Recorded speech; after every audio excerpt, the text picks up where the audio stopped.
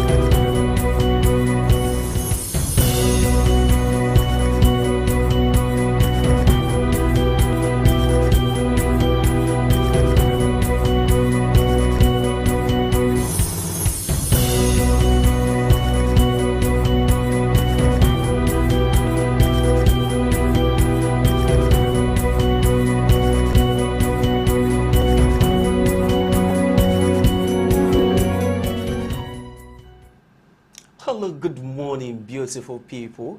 Thank you for joining us on Dawn this beautiful morning. Yes, Dawn is a program, a daily magazine program on VOS TV. Here, we begin your day with clarity, context, and conversation. We review stories that are shaping the world, not just take a look at them, but we discuss them holistically, taking a look at an analysis of these stories. Welcome to Dawn on VOS TV Nigeria. My name is Jude Agweke. Of course, you know, I'm not here in the studio alone. I don't do it alone.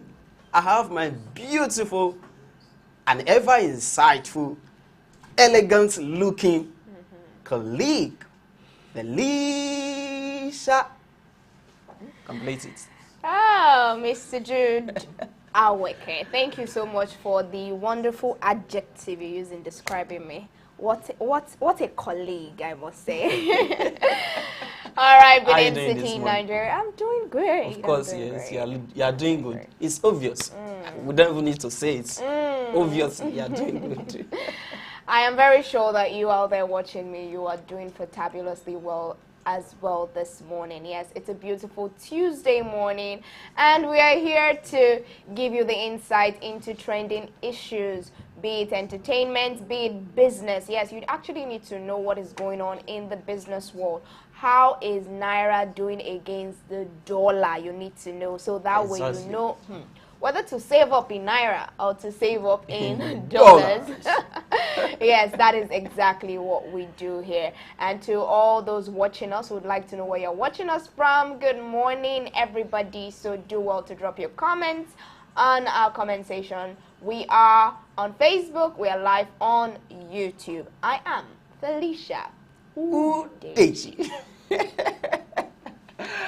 All right, thank you for being there with us. Remember, we don't usually start the day we start exposing you to what is happening on the national dailies. So stay tuned as we begin the newspaper review segment of the program. Don't go away. Stay tuned.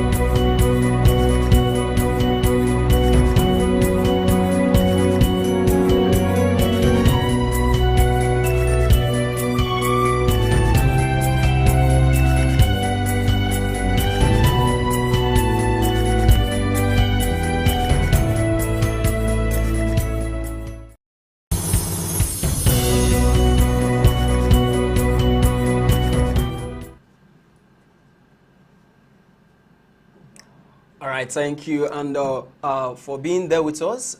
This is the newspaper review segment of the program. Let's see what's the Vanguard and the Guardian are saying this morning. Let's begin with Guardian. On the Guardian this morning, the first story there says, flights diverted, Lagos airspace temporarily shut over MMIA terminal inferno. That's on page 3 of The Guardian this morning. Another story says, Executive Order 9 enforces existing constitutional provisions, says federal government. Peace Committee warrior vote buying violence in Ekiti polls. That's on page 5 of The Guardian this morning. And the major story there tells us that election campaign spending to stress test CBN's Naira inflation grip. It also has a bold story there which tells us that the Electoral Act 2026 made substantial revisions to Nigeria's campaign finance framework, sections 89, Section 91 and Section 92, as well as Section 93 and 94, collectively govern INEC's power to limit contributions to political parties, candidates' spending limits, prohibition on political party ownership of foreign funds, and party expenditure reporting. Amnesty demands end to killings, accountability as death toll rises.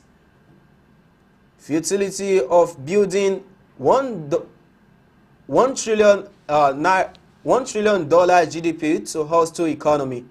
That is an editorial story on The Guardian this morning. Okpebholo Lords Tinubu's executive order says it will aid fiscal sovereignty. 40% lack access to indigenous language education globally. That story is on page 5 of The Guardian this morning. U.S. Treasury official in Abuja as FG sources Baker over ransom payments. Sit at home, Soludo shuts another markets in Inewi. And also another story on The Guardian this morning. Enugu faces 150 million naira mandatory advert permit for 2026-2027 elections. Those are some of the stories that are making wave on The Guardian newspaper this morning. So Felicia, let's talk about the major story on The Guardian this morning. You know, election campaign spending to stress test CBN's Naira inflation grip. What do you think about this? You know, as the election approaches, the 2027 general election. Well, in terms of inflation, you know, I was just talking about the Naira to dollar exchange rates a while ago.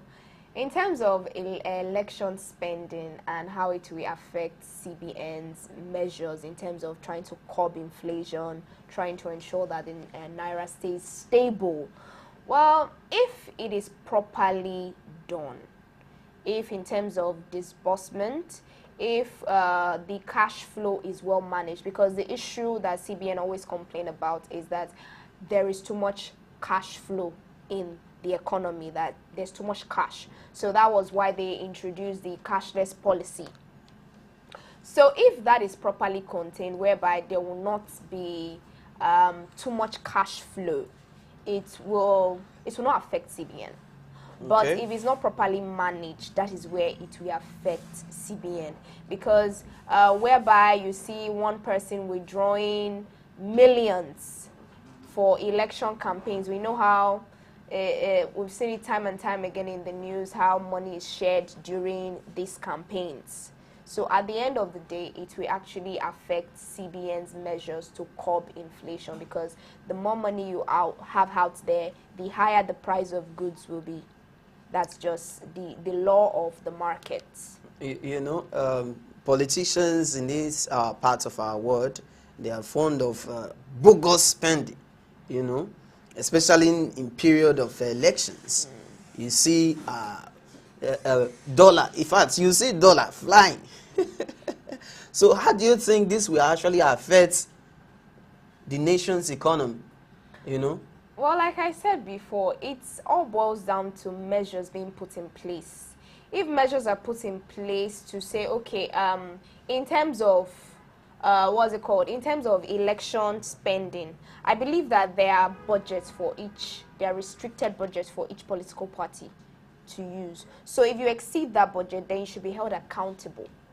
Where did you get so amount of money to spend on election campaign, when this was the budget we approved for you? So INEC has to work hand in hand with CBN as well as with other security agents. And the onion still boils down on the politicians.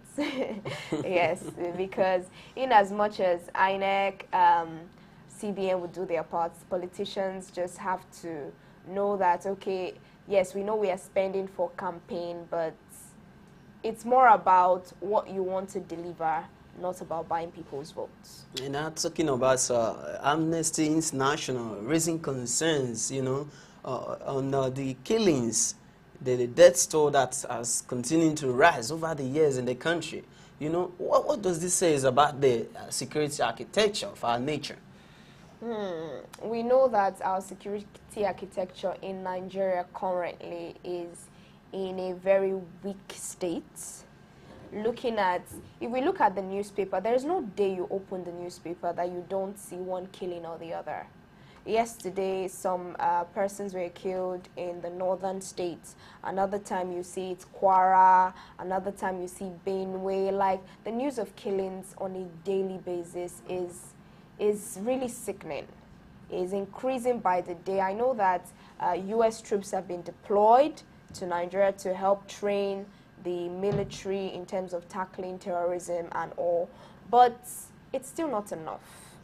Where are we getting it wrong, and what's the way forward? Just briefly. Well, as a citizen, I cannot actually say that, okay, this is what the military has to do. Why? Because I don't have that expertise in terms of military intelligence. Yes. But what I can say is that whatever they're doing, they have to add more efforts, because we are not seeing results. And as individuals, we only measure whatever you are doing by results we see. You cannot tell me that, okay, US have come, they're training, there has been money disbursed for security votes, and I'm not seeing results. I won't believe you. That's what the ordinary Nigerian out there will say. I won't believe you. I will just say, okay, the budget is on paper, because I'm not seeing what I'm seeing on a daily basis is still insecurity. What we are witnessing is still kidnappings in the south. So, yes. So when these measures are put in place, let the people see results. Exactly. So we expect stakeholders, key players to put hands on deck and forestall the insecurity that is bedeviling the nation. So let's see what Vanguard is saying this morning. And on the front page of Vanguard, the first story there says why Monday markets are not picking up in Southeast. Traders say say traders as Soludo shuts Nnewi markets for 1 week. Wike cancels 485 Abuja land titles after failed verification. El-Rufai files 1 billion naira suits against ICPC orders over invasion of residents. And the major story there tells us that behind bars for years, 53,790 held in prisons without trial.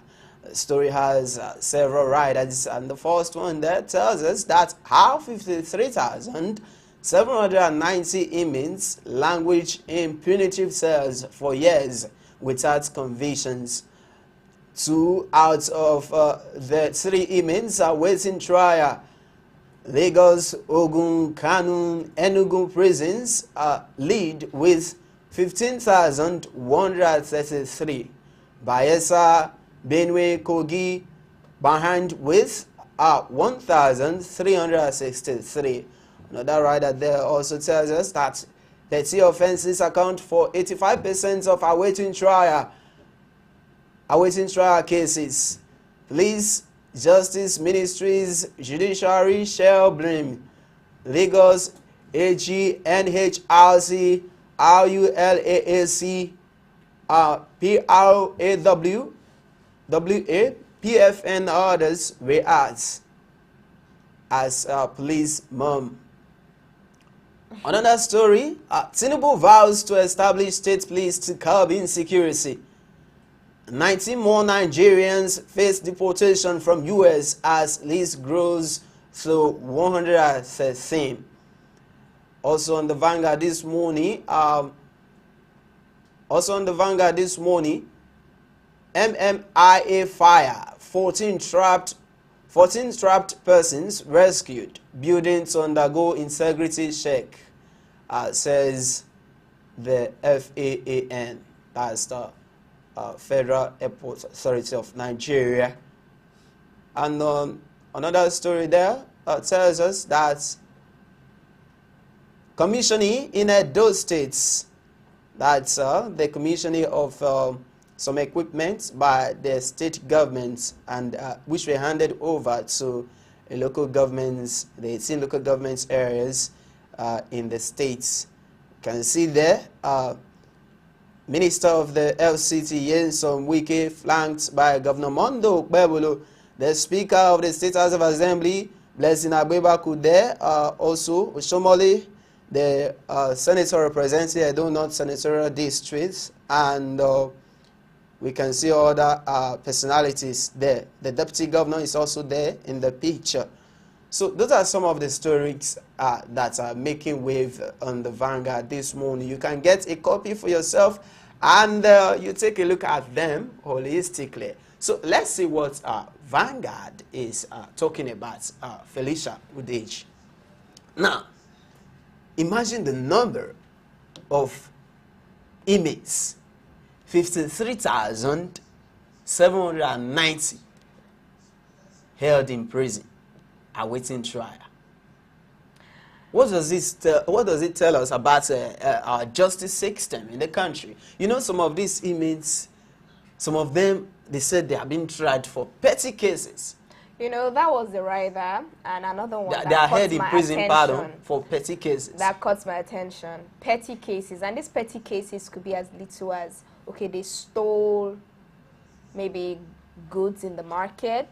It could be as little as a person stealing chicken. Yes, it could be as little as maybe a person caught stealing anything, or other cases as well. So, but the part that also caught my attention is the blame game. Who is to blame? Police are keeping quiet. Then, on another hand, we are saying, okay, the judiciary is at fault. On another hand, we are saying, okay, it's the security personnel, which is they are not filing these cases in court. So imagine a person is arrested for stealing chicken, for instance. Imagine. And he's kept in prison. Ordinarily, by law, he's supposed to be charged to court. Exactly. But that is not done. So what happens is that this person keeps languishing in prison. He does not know his fate. They're unable to determine if he's guilty or if he's not guilty. Then another aspect of it is the issue of cases that keep dragging. We see cases that last for years. When I say years, a case can last for like 10 years. It's and really you're wondering, worrisome. Why is our judiciary slow in terms of dispensing justice? Why? Because these are issues that have been raised over and over again, not just even cases of theft, but even election-related matters. In terms of dispensing justice, you see cases going over months, and they are adjourning.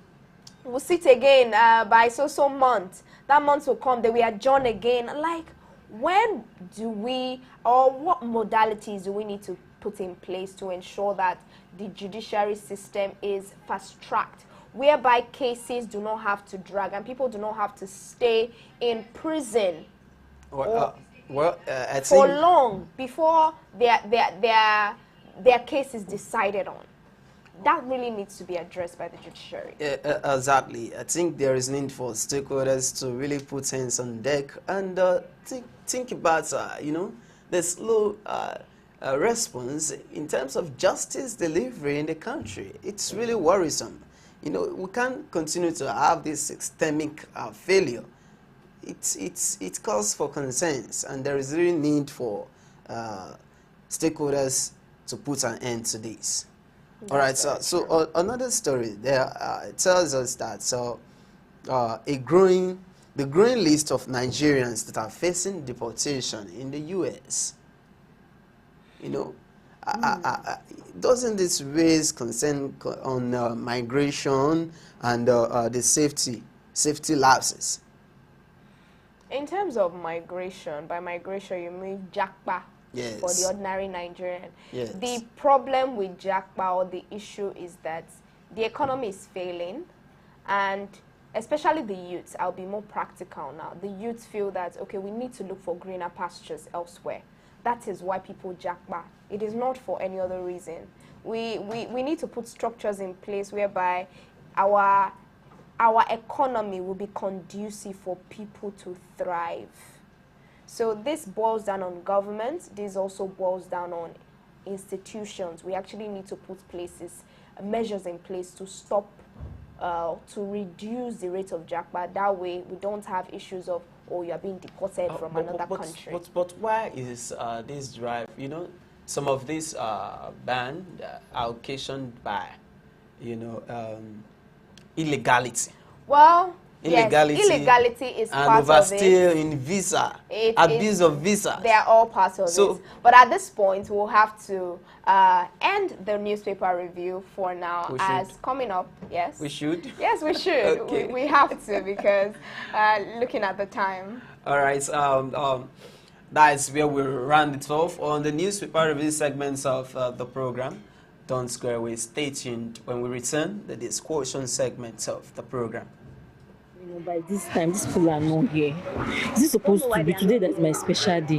Which kind of wahala be this now? Where the people where you call for camera now? See people don't sit down, they wait. I never see cameraman by this time. Make it tire you, I beg. You don't know so you supposed. The person where you call. They tell me say that they say they're liable. MC Papilo, call. I beg, leave me. Which kind of calm down be that? If now you go calm down. See time.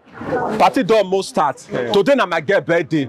Those people cameraman, I never see that. They would call the night, no they pick. Not be laughing matter. My brother. See, we tell you that they say, if you want to use cameraman, call cameraman where they reliable. Use cameraman where you don't see work when they do, because what you see, they're supposed to believe. Call cameraman where get good equipment to work for you, so that if you they watch your party tomorrow, you're not going to regret the money where you spend for the party. Now make me they introduce to you that they say, call VOS television. If not be VOS, my brother, it not be like VOS. You know them, my mother burial. VOS don't be 6 o'clock till the end of the burial. From morning till night, they there with me. They are reliable, they are trusted. If not be VOS television, it not be like VOS television. As we still there, so now time still there.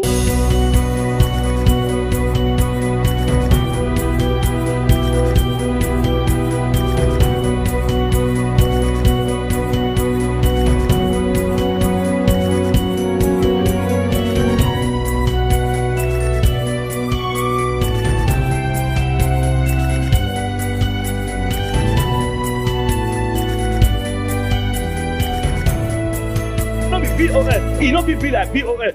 By this time, these people are not here. Is this supposed to be today? That's my special day. Which kind of wahala be this now? Where the people where you call for camera now? See people don't sit down, they wait. I never see cameraman by this time. Make it tire you, I beg. You don't know so you supposed. The person where you call. They tell me say that they say they're liable. MC Papilo, call. I leave me. Which kind of calm down be that? If now you go calm down. See time. Party don't almost start. Today na my girl birthday.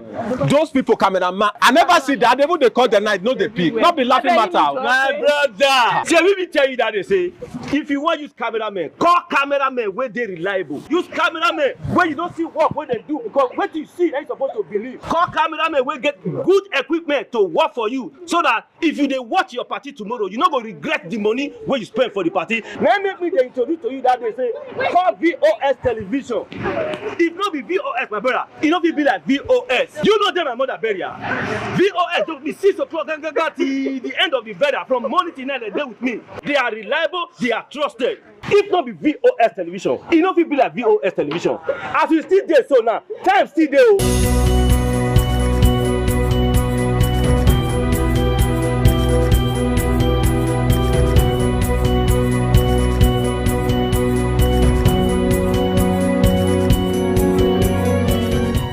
All right, welcome back. It is still Dawn on VOS TV Niger, and this is the discussion segment of the show. I am Felicia Udeji. So we'll be taking a look at yesterday's commissioning. In Edo State yesterday, it was, will I call it a ceremony? Well, permit me to call it that. As Governor Monday Okpebholo, flanked by the FCT Minister Yesom Wike, commissioned tractors and other construction equipment in Edo State yesterday. According to him, he described it as an initiative aimed at boosting grassroots development and, of course, in terms of agricultural food drive. He described it as part of his efforts to advance the SHINE agenda. So, many persons commend the governor for this act, saying that this will go a long way to help development in terms of the grassroots, the local government, that local government do not have to rely on the state government alone. But others are raising critical questions as to how this equipment will be used by the local government chairman. What are the maintenance modalities put in place? What are the modalities put in place to ensure that this local government chairman do not use it for personal gains, as some suggested they could rent it out? Well, these issues and others is what we'll be addressing on the show this morning. And joining me to do justice to this issue is Mr. Shedrack Udubai. Thank you very much. It's a pleasure being here. Good morning, my viewers across the world. Welcome, Comrade Shedrack. Thank you very much. It's a pleasure. All right, so let me first of all ask, what's your opinion concerning the commissioning? I've expressed my position online, and then even before when the poster came out, I was a bit very hesitant. I asked, they said about 54 construction equipment. Yes. And then that means that every local government, if you divide by 18, we get 3. That means they are getting 1 payloader, 1 truck, and 1 road grader. So first of all, I looked at it. Because see, one thing, people feel Shedrack, you always criticize government, you don't like them, you hate Okpebholo, you hate his project. It's not so. I criticize government because I understand how government ought to work. I understand the modalities, how democracy ought to function on paper and on the books. It is a local government ought to have some level of autonomy. Is it a gift? Is Okpebholo buying truck and dashing it to the local government? For crying out loud, he has been a governor for over 14 months. And all these 14 months, I dare say, there have been not be allocation of local government resources. After you carry somebody's fund for 14 months, and you've not given the resources to do as he pleases, because that is an independent government that has its own governor, he has his own chairman, a vice chairman, and his own legislative arm of body to superintend and oversee, to scrutinize the affairs of government. They pass budget, and yet they pass budget and no money is being allocated. Then after 14 months of withholding allocation, you come out and you give them 1 traitor, 1 payloader, 1 truck, and 1 this, and you say they should be celebrating that Edo is shining. For me, it's irritating. It's annoying. I don't understand why people go through this route and they want us to. What do I want to celebrate in 1 grader? In the whole of Oredo local government. So are you saying that this grader will now help to develop the local government? See, listen to me. If Okpebholo had put in place a construction company, a Edo State road construction company, and he buys like 10 or 15 machines, and he says 15 machines will now be used in open rural roads. Let the local government submit all the roads they want us to open. From a central point, put man and material on ground, put a system of organizing it to say, okay, as we are here now, we now have a new MD, a new commissioner, we have gotten some experts, we got some 1 or 2 expatriates who will help us manage our entire roads. That is to say, anytime you see any bad roads in Edo State, within 60 days, the road will be given attention. Where it is bad, I was driving here, first circular road by Egu. I've been bad for over 6 months. It's like that. We have numerous bad spots in GRA. If it's not tying the road, a major patch, like we have in FEMA, Federal Ministry of Works Maintenance, it could say, okay, let us put a road maintenance structure on ground that will quickly be tying roads. Okay, if we want to expand to local government, now opening new roads, let local government submit forests and bushes that they want us to open. And now, how can you buy 54 heavy machines? Do you know the cost of maintenance? Are they really in need of these things? Yeah, local government ought to be an independent government that's supposed to think for itself. The state government is now using their funds to think for them. Is that how democracy was designed? So because this thing will lead to waste. 54. Because Okpebholo enjoys procurement so much. And I keep saying it every single time. The man has spent too much money buying vehicles and heavy machines. The first time he came to office, he bought 100 buses. Today, nobody is giving us appraisal to say, oh, the new Edo line. Of course, you can enter the vehicle and be happy. But the price, what's the comparative advantage that the new Edo line is giving to us that we're not getting from God is Good, we're not getting from Big Joe, we're not getting from Ameosa? And how much is government raking in by way of investment? You put so much billions in buying 100 buses. How many of these are in good shape? And how much is it making for the state? If you say it's going to be a business, if you say it's going to be an intervention for Edo people to ensure that the people do not suffer so much when they are traveling outside Edo State, what exactly is the direct interest to show change? You cannot throw billions into an investment without fact and value, without results, without returns on investment. Is irritating. They do it every single time. He bought 100 vehicles. That was not enough. He bought 60 vehicles, 60 Hilos vehicles for security agencies. Then I begin to wonder, is it that the Hilos vehicles were given to the kidnappers or were given to head of security? Because as money he bought those vehicles, insecurity increased. It was so bad that he had to be putting soldier inside the new Edo line. So when you are traveling, one soldier one will stay behind. Instead of them to load 80 passengers, they will load 70. They put one policeman, hoping that when they get to the they catch the kidnapper, the man will begin to fire. And so, while other people who do not have the capacity to carry soldier were left on their own discretion. So, in your opinion, you are not against the procurement? No, but that modalities are not being put in place. It's the intent behind it. It's the purpose, the knowledge. See, when people run government, you do not run government. For example, now I give. For example, I bring a houseboy to my house. The guy is poorly dressed. I say, oh, houseboy, thank you. You are coming to help me to do domestic chores. Help me watch the grass. This guy does not look so good. He's not properly dressed. And I give him 250,000. I say, boy, go to the shop, go to the market and get some nice clothes for yourself so that you can appear where you can look good. And guess what? The guy goes to the market and buys one Prada shoe of 150,000.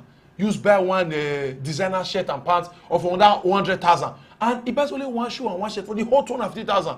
When he comes home and he dresses with that shoe and shirt, I will say, oh, you look good, you are doing well. But eventually, when we start going out of it, see, there's only that one cloth, the boy will not be here, it will not look like a uniform.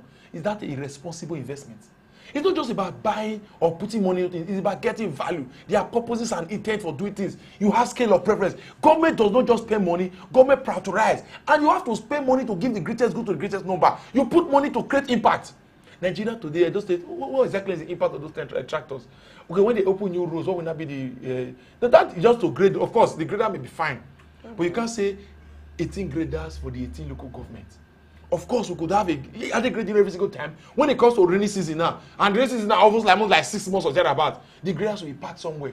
That's capital be tied down. And you're not a construction company. They will not begin to hire a different operator. You now have to get 18 operators. How many roads will they be? And when there's rainy season like 6 months, no road job, the operator, the loan will see pay the person's salary. See, there are ramifications to these policies that is not properly thought out. I believe strongly. And funny enough, this local government have some other needs. They didn't ask them, what do you need? The need of Okpebholo Ego, because particular local government is here for the need of Onwa, even from Ovia Northeast. How many bush does Okpebholo have now? They say they go and buy a tractor, a bulldozer, and they want to have it statutorily. So they'll be bulldozing road every single day. Okay, now that you've mentioned that every local government has its specific needs, and that the government is supposed to work with them to know their needs, how do you suggest the government of Okpebholo can work with local government? The government is not supposed to leave the local government alone. There's local government autonomy as propounded by the APC, led by Okpebholo's father, Bola Ahmed Tinubu, as he says.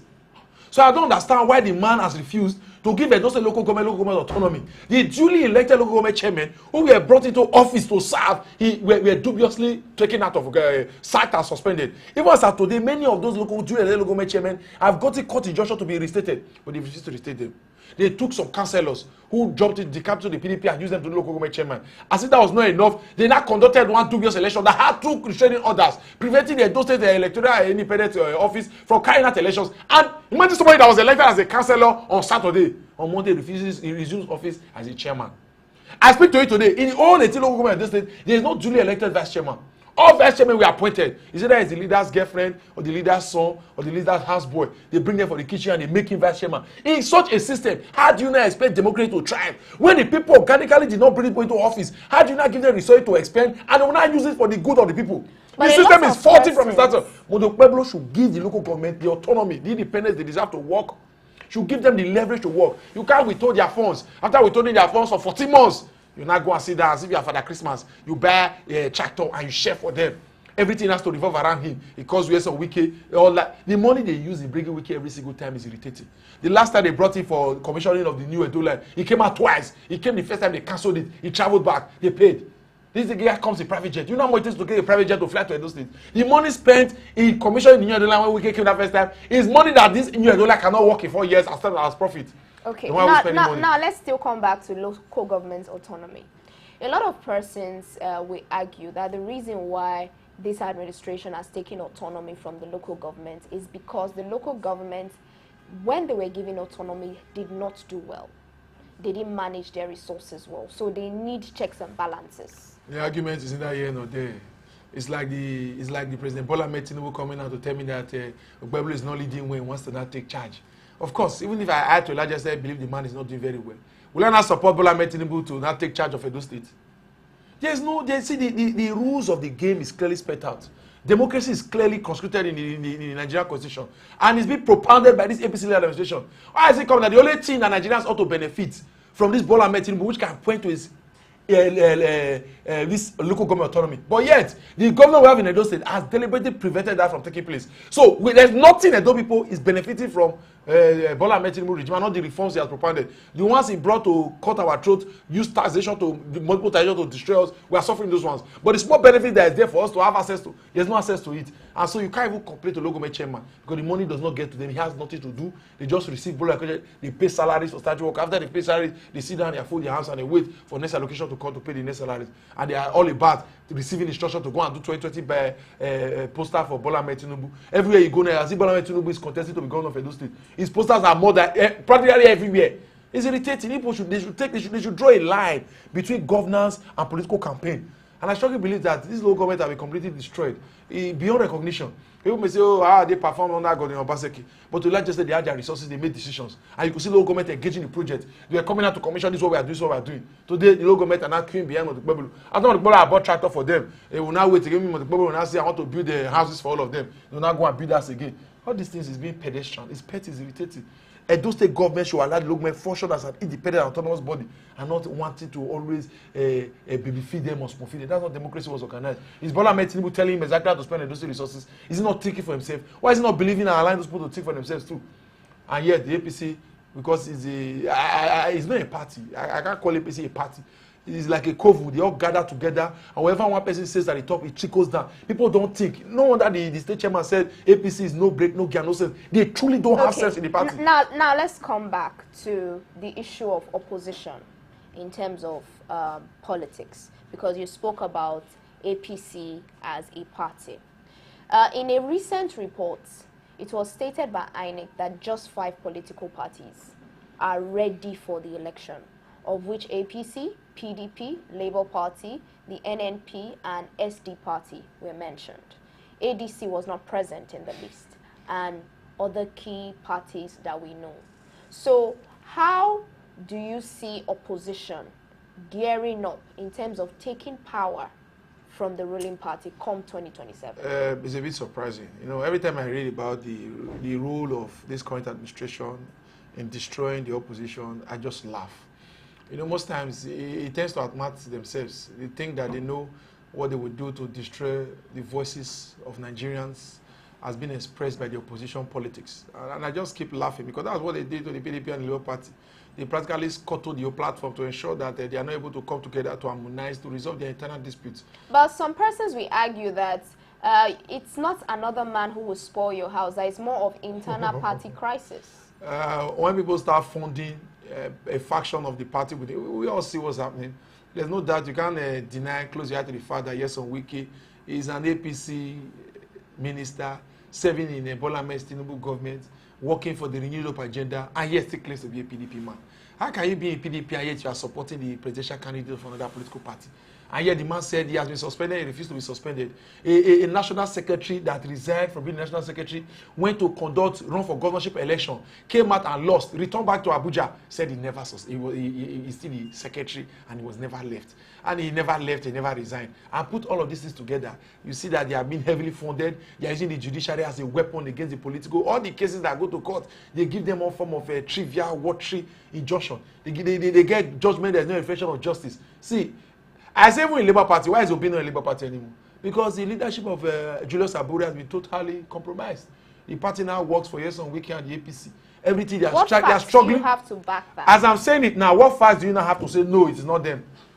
Is Yes on Wiki not a member? Okay, you know, is he a member of APC or is he a member of PDP? From your opinion, are Nigerians ignorant of the facts? See, yeah, these things they keep doing. I don't understand why I could just choose to close my eyes to obvious facts because I want to be politically correct. Is this how we want to grow Nigeria? Is that how we want to solve security? Is that how to reassure the democracy we want to give to our children? A nation that is inherently dysfunctional, that is not working properly, that cannot serve the people, and is serving some leaders and the masters somewhere who are considering themselves as principalities within the political structure. Is this what we hope for Nigeria? And yet we so for me, whether you like it or not, I keep seeing the hands of even the INEC has turned themselves into a pawn in the table of the presidency. They are being used to come out with make frivolous and petty statements. So are you saying that INEC will not be independent come 2027? INEC is only independent by name. in practice and in procedures, they are never independent. Why can they be independent when the funding is coming from the president? And to a large extent, even as the funding comes from the president, the appointment of all the state resident electoral commissioners is done by the president, who becomes the INEC chairman, is spoken by the president. All the police, the DSS, all the see, until we even solve the issue of INEC independence, Nigeria appears to be skewed towards one party, because whether you like it or not, whoever appoints you, whoever pays the pepper determines the tune.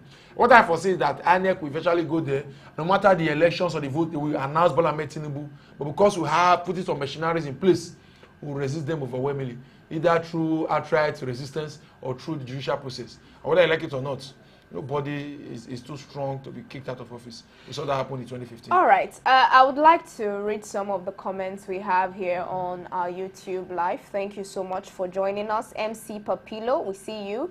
Jubri Adilia, thank you for joining us. Frederick Justice. Frederick Justice says, thank you, VOS TV, for adding your voice to the issues in Nigeria. And he also says, Nigerian government should put their interests apart and govern Nigerian very well. He says, if I check our news 5 years ago and today, nothing changed in the country. The same problem, the same but different actors. Joe Collins TV, thank you for joining us. MC Papilo says, the fact is nothing changed. Now, looking at what Frederick says, that the same problem but different actors. I'd like us to take a look at this issue of El-Rufai in the news. We know that he has been arraigned by the EFCC and currently in custody of ICPC. And while he was in detention, it was alleged that ICPC went to his home in Abuja to search the place. Now, El-Rufai has filed a 1 billion naira suit against the ICPC for invasion of his residence without his permission.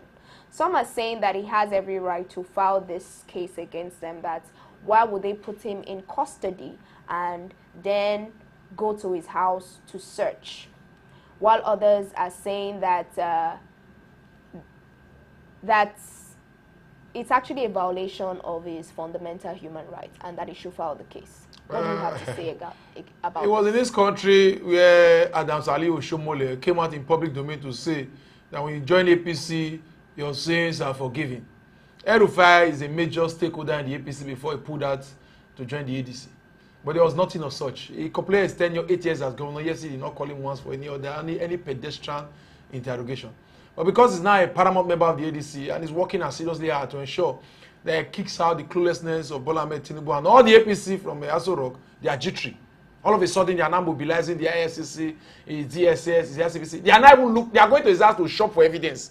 That is to say, they don't have proof that the man had committed any crime. No, because the man is seen.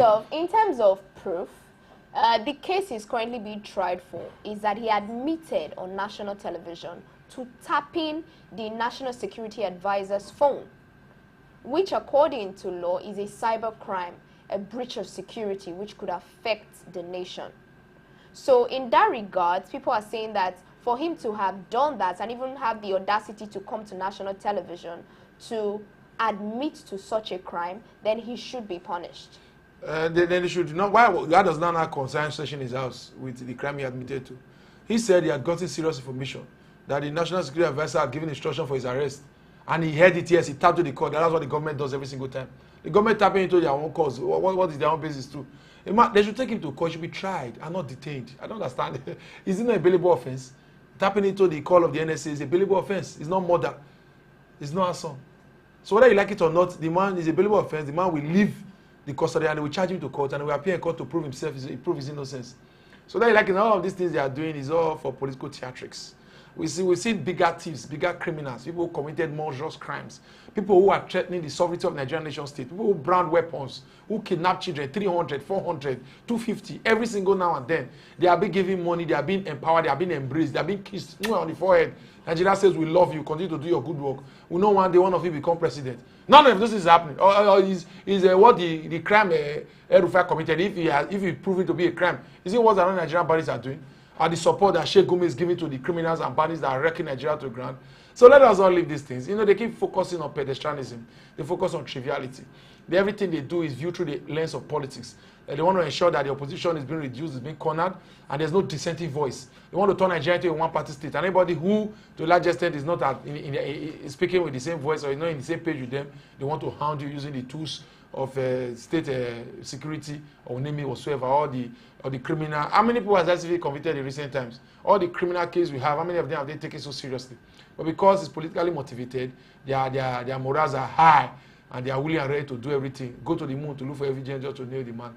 In as much as I won't say the man's actions are good, but there's a legal procedure. That's why in a democracy, there's a procedure for investigating and punishing a man who taps the phone of a national security advisor. Let the law take its place.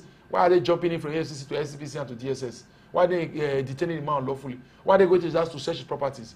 So Nigerians should know these things for what they are. And like I keep saying, they may have all the resources, they may have all the billions in the world. They may want to bully opposition to submission. But, evil does not stand for a long while.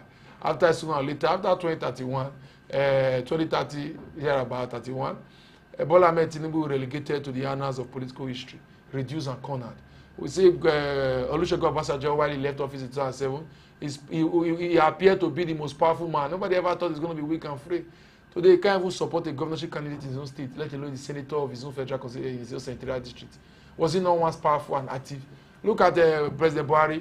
Is he not there today? Has he not been laid to rest? Everything about him relegated to history. So Bola Ahmed thinks that it's going to be there forever. It's going to conscript Nigeria. It's going to destroy the soul and culture of Nigerian people. I dare say he will be shocked because time in itself will humble every man. All right. Oh, so that is for the case of El-Rufai. Now let's revert back to the commissioning of the 54 construction equipment and the tractors. In your opinion, you said that it is supposed, the funds are supposed to be handed to the local government chairman. It's not supposed. Constitutionally, they own their resources, yes. Okay. So now that the commissioning has been done and constitution is not being followed, but yes, this equipment have been purchased and they have been handed over. How do you think, what modalities do you think that the government should put in place to ensure that these equipment are well utilized by the local government chairman? The Edo State government does not have whether the constitutional backing or the moral ground to go and superintend over the affairs of the local government. There's no legislative, they are not the legislature. It is the legislative arm of the local government that will superintend over how the equipment have been deployed. But the people has no rights. It's like the vehicles he bought and shared for heads of security agency. He can't go back there to ask them how many vehicles how many kidnappers have this vehicle to arrest. He can't ask. Even if the commissioner of police takes the vehicle and parks it in his village. Why? After that is being done, this is the first time we are seeing vehicles being donated to heads of security agencies. When you go and meet the commissioner of police, when they deploy a new commissioner of police to Edo State, he will tell you that we have shortage of vehicles. They are always singing that same word, vehicles. And if we give them 100 vehicles, because the security does not, the state of insecurity does not improve. Because when you give them the vehicles, they'll take it to their house. It's a retirement benefit. They'll keep one in the go and pack one in their house. And when they leave office, you can't ask them because it's a gift. It was really given to them to do as they please. But this one too also is also a gift. According to the governor, this is not a gift. He said that he wants to ensure that this local government chairman use this to construct roads. He categorically stated that. The vehicles Okpebholo bought for the local government chairman when he came into office, one Chinese vehicle, Jeep, armored one vehicle, SUV. He gifted all of them away. The 5 that was suspended in those south, they took the vehicles home. And those vehicles are registered in their name. I don't understand why they should prove me wrong. Okpebholo bought vehicles for local government chairmen about a couple of months after he became governor. These local government chairmen, some of them have been sacked and suspended and be taken out of office. They took that vehicle home and they are using it and they are enjoying life. The guy who is being brought back will buy another one for himself. Why they make it look as though, because they are the same party. If the person had decamped, they would have taken the vehicle for him. And even as I speak to you today, it has been alleged that Okpebholo is also buying vehicles for his commissioner and special advisor. And those vehicles, government vehicles, are registered in the names of those aides of government, whether commissioner and special advisors, go and do your investigation. See, let me, when we are making it look as though when there is corruption within the system, there is waste, there is malfeasance, people are spending money recklessly and fecklessly, and yet you buy something and give to another person. You want to now use another person to practice. What exactly is going on here? So are you saying that even if what I'm saying is that government chairman failed to use these tractors to grade the roads, that nothing can be done? How many roads? Grading of roads only takes place during dry season. They cannot be held accountable. Listen to me. Grading of road takes place during dry season. Okay. And you don't grade road every single day. You outline the roads.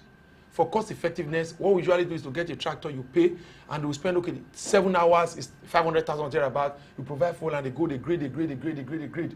They rest for a couple of days. The next day again they grade. That's what that thing is a grade. That is not a bulldozer. It's only a bulldozer that can work dry season and rainy season. And sometimes it's also very careful because that one likely they say it cannot sink. But you cannot grade a road during rainy season because the road will become more deplorable. What they give them is another truck, right? And a payload that used to pack sand and put in the truck, and the truck will likely go to a place where they need to sand fill. It's not used for tying roads. People should not be there. There's no asphalt laying machine there. That thing is simply used for moving rumbles and sand to a place where they want to grade, and the grader will grade. And it's simple as that. And they can't do it every single day. So whether you like it or not, if the local government or says we can't allow this machine to sit and go to waste, they can put it for rent. At least it will not be a source of revenue for the local government. It is better than letting the machine sit idle because Okpebholo says they should not rent it out. On what basis is this? When the man understands that this, when he rent it out to make more money for the local government, and that money cannot be used judiciously for increasing the welfare of the people. So how do they ensure that this money comes back to the local government and not to the pockets of the chairman? How can you trust the chairman that is I can't trust them. I don't care. They are the ones running the government. The structures are weak. Ordinarily, the councillors ought to ensure that there is a frugality within the system and money is being put into where money was said to what money was actually meant for. And to large extent, they ought to have come up with a budget to know how much they can rake in by way of internal revenue and how much they will get in for federal allocations. But all those things mean nothing to them, whereby when the allocations do not get to them. So I do not see, I can't be giving recommendation solution to people who I know do not have the capacity to act or function by the virtue or the capacity of their office. So for me, whether you like it or not, I just see this thing as a show. Those states, as far as I can say, good governance is a holiday. Whatever we can take out of this government, we'll just take it out. And when Okpebholo is done, we'll go back and count our losses and look for someone that has the requisite capacity to govern Edo State and move Edo State forward by way of intellectual capacity, by way of exposure, by way of competence, and turn our life and destiny around. Because what we are having today is a brigand of shame. Edo State is not a laughing stock. And everything must revolve around the governor. Governor say, party supreme. And it's a bit irritating. It's not just that. I can't count most of the laudable projects that's happening in Edo State. What we talk about is the flower. And I ask a simple question. Is that Rama Park before the flower came? Was it more rowdy than Ring Road? Ring Road is a roundabout. And is there any flower there? Why is it not construction flower in Ring Road? See, you give to the people what they need, not what you think they need. That's why it's democracy for the people, by the people, of the people. Yet this time, what we are seeing is democracy by Okpebholo, for Okpebholo, with Okpebholo, through Okpebholo's intent and capacity. They advise, they say what they think we need, and Okpebholo goes ahead and implements it. How can you listen to me? Let me land on this thought. Okay. Rama Park has a flat roundabout, statue roundabout, that you just go and shrink it and perhaps expand the lanes to about 4 or 5 lanes, so that for easy traffic. That road branches to only 4 places. People coming from Bobai, people going to Adua, people go to Agbopat, and a small break to Lucky Way. Is it more routing than 5 junction? But yet, Obaski was able to arrange 5 junction, streamline it, and the traffic is easy there. But yes, because there's a market beside the Bobai, when this market, people take their wares from the bush, from the market, bring it to the center of the road, and you have gridlocks everywhere. Yeah, but the problem, because he genuinely wants to rake in resources, he's looking for a white elephant project to copy away the resources for those states on his first day of resumption of office, without looking at the paper, without looking at budget, money rushes there to declare flyover, and he's doing another one that is not needed in Adesua. It's really been an amazing our time money recklessly. Having you on the show. Thank you so much for sharing your thoughts God bless as you. regards the commissioning of Edo equipment, tractors, and of course construction equipment for the 18 local government area of Edo State. We actually look forward to see how this local government chairman will utilize this equipment for the benefit of their community.